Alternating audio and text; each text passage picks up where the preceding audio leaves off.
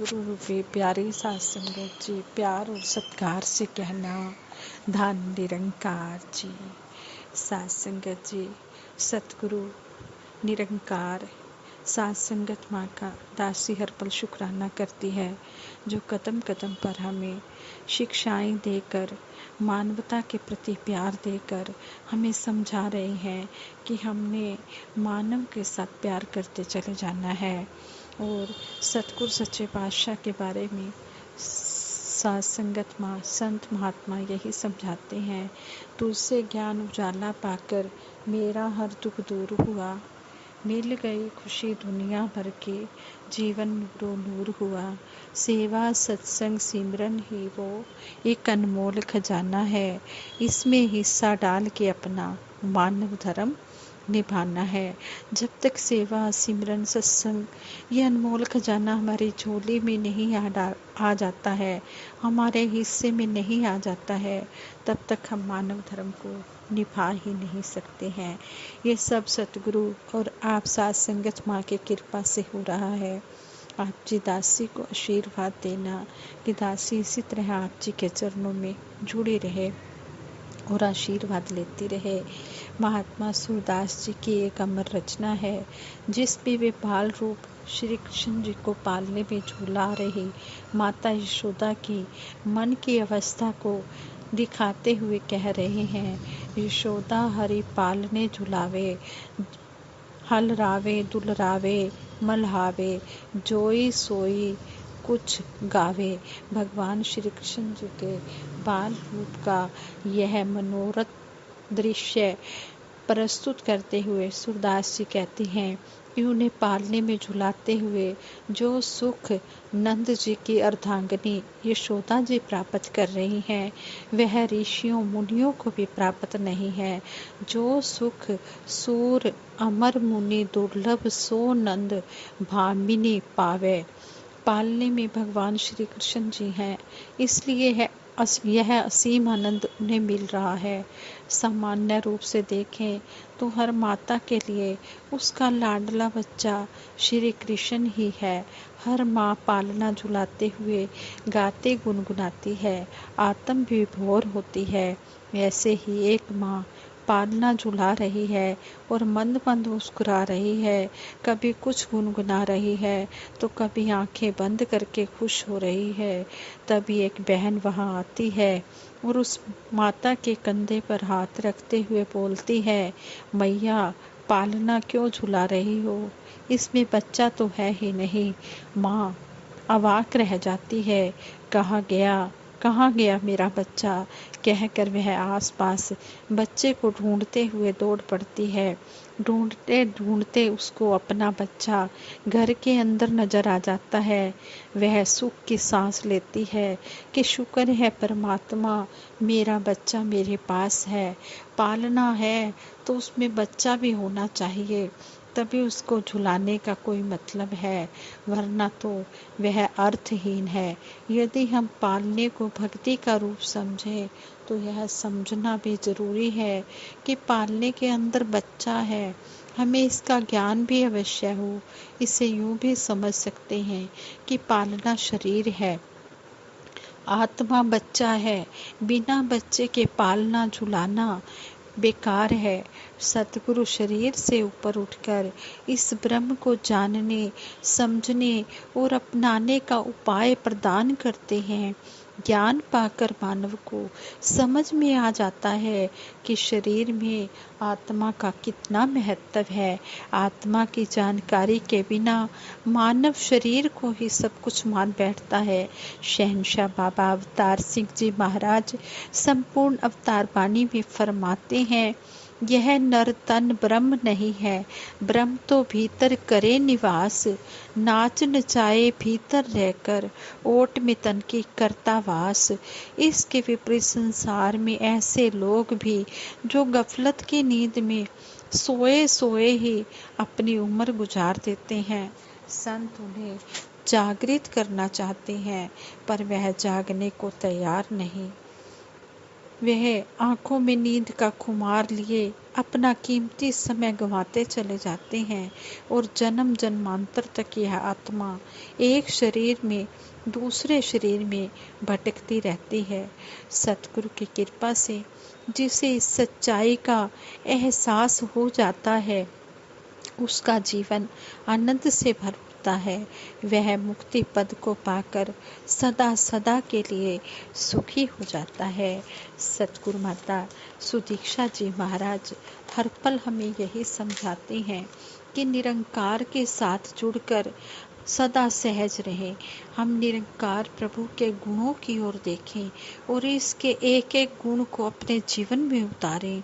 हम इस निरंकार प्रभु जैसा एक रस बनने की कोशिश करें। हालांकि परिस्थितियों ने तो कभी हमारे मन के अनुकूल भी होना है और कभी प्रतिकूल भी होना है। हम दुनियावी परिस्थितियां तो नहीं बदल सकते, लेकिन अपने मन को निरंकार के साथ जोड़कर सहज अवस्था अवश्य प्राप्त कर सकते हैं। मन को कोई अच्छा ना लगे, फिर भी उस व्यक्ति के प्रति मन के भाव और बोल कड़वे नहीं करने, अपने मन को हमेशा सहज ही रखना है। हम निरंकार की हर रजा को जब मीठा करके मानेंगे कि निरंकार ने इसमें भी अच्छा ही किया है, तो मन सहज अवस्था में रह पाएगा। सतगुरु कहते हैं, इस ठहरे निरंकार प्रभु से जुड़ जाता जब नाता है।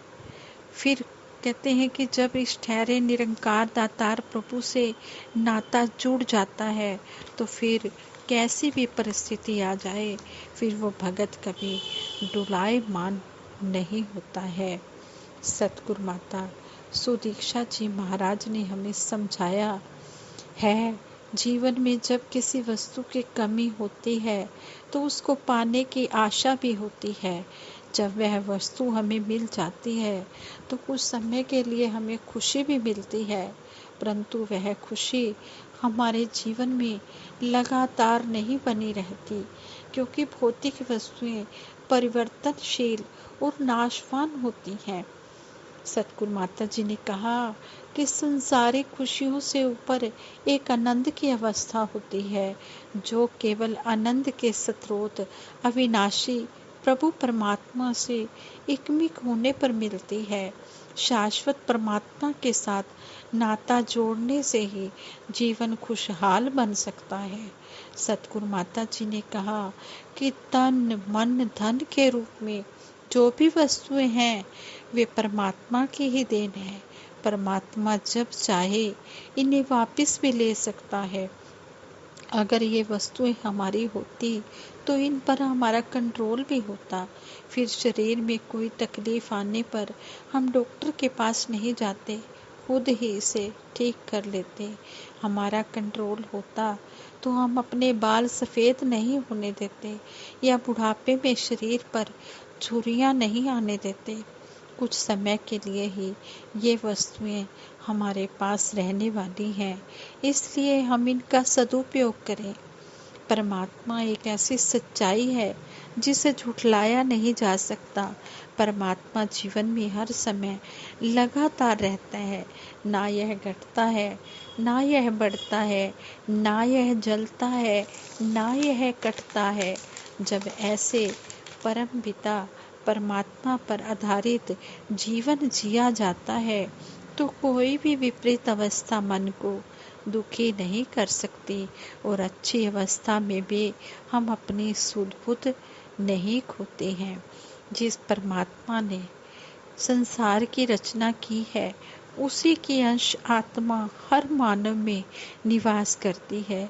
जब मानव परमात्मा को जान लेता है, तो वह हर किसी में परमात्मा का अंश दिखता है और उसके मन में वननेस का भाव पैदा हो जाता है।